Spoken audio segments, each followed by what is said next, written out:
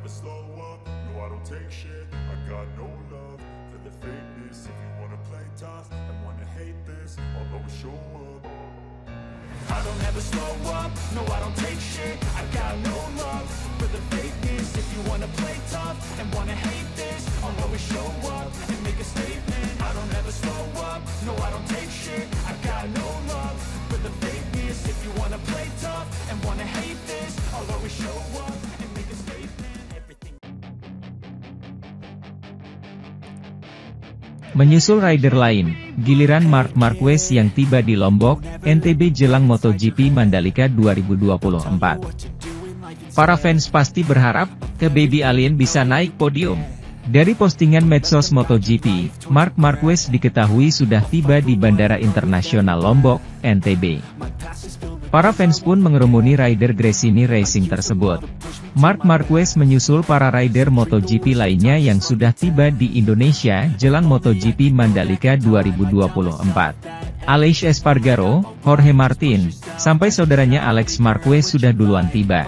Marc Marquez sebelumnya 2 kali gagal finish di MotoGP Mandalika, semasa masih berseragam Honda. The Baby Alien 2 kali jatuh, sampai pernah gegar otak ringan. Kini sudah berbeda, Marquez sedang panas-panasnya. Marc Marquez naik podium dan jadi kampiun di MotoGP Aragon serta di MotoGP San Marino. Marquez finish ketiga di MotoGP Emilia-Romagna. Di sisi lain, Marc Marquez tidak terkejut karena tidak mampu memperjuangkan kemenangan pada hari Minggu di Misano.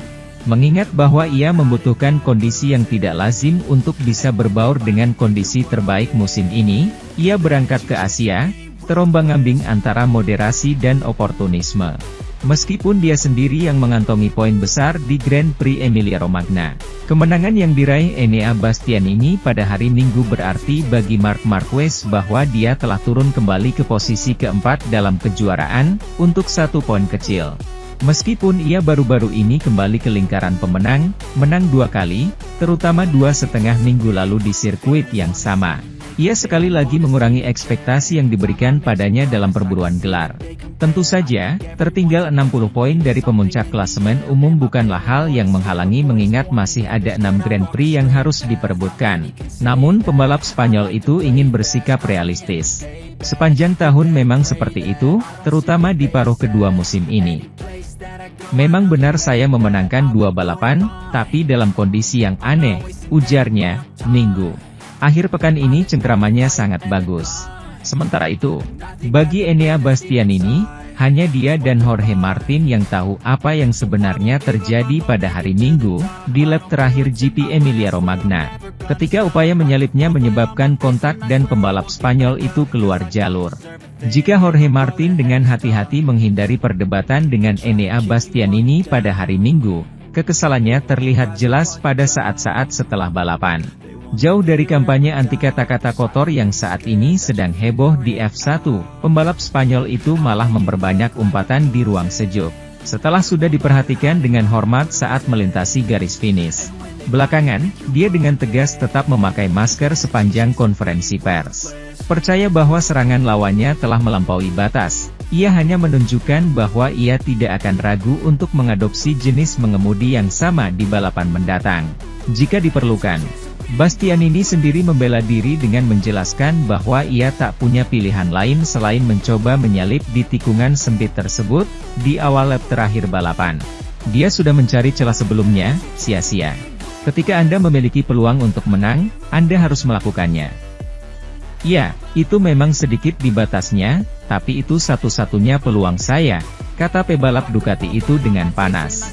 Menghadapi kontroversi dan kemarahan beberapa pembalap lain, Bastianini menjelaskan lebih detail kepada pers Italia. Saya melihat sektor 1 dan 2 adalah satu-satunya di mana saya bisa menyerang Jorge, karena entah kenapa. Tapi saat berakselerasi di pintu keluar tikungan 10 dia benar-benar mengambil jarak beberapa meter ke depan, saya tidak bisa. Lakukan apa saja, bantahnya, menambahkan bahwa ia mencoba menerapkan pelajaran dari serangannya yang gagal terhadap Pecco Bagnaia 2 tahun lalu, tentu saja. Saya berpikir untuk menyalip tahun 2022, yang tidak berakhir dengan baik, dan saya mencoba masuk ke dalam dengan cara yang lebih ditentukan. Marc Marquez, Jorge Martin, dan 10 pebalap MotoGP lainnya akan mengikuti parade di Kota Mataram, Rabu, 25 September 2024 ini. Parade yang dihadiri para pebalap MotoGP itu dilakukan untuk menyambut balapan seri sirkuit Pertamina Mandalika, Lombok, 27 hingga 29 September 2024. Menurut unggahan Mandalika Grand Prix Association, MGA, di Instagram, Selasa, 24 September 2024 parade pembalap dimulai di Taman Sangkareang, Taman Udayana, Mataram pukul 16 WITA. Setda Kota Mataram, lalu Martawang, menyebut telah mempersiapkan acara parade dengan matang. Panitia telah mengundang sejumlah penggemar motor di Kota Mataram untuk memeriahkan parade. Para pembalap akan diiringi atau dikawal oleh sejumlah penggemar motor yang ada di Mataram. Mari kita meriahkan dan buktikan kami adalah tuan rumah terbaik yang bisa menyapa tamu-tamu, kata lalu Martawang, Selasa, 24 September 2024. Kami juga sudah menyiapkan 7.000 bendera, serta balon tepuk untuk anak-anak sekolah yang akan menyemarakan parade, ujarnya.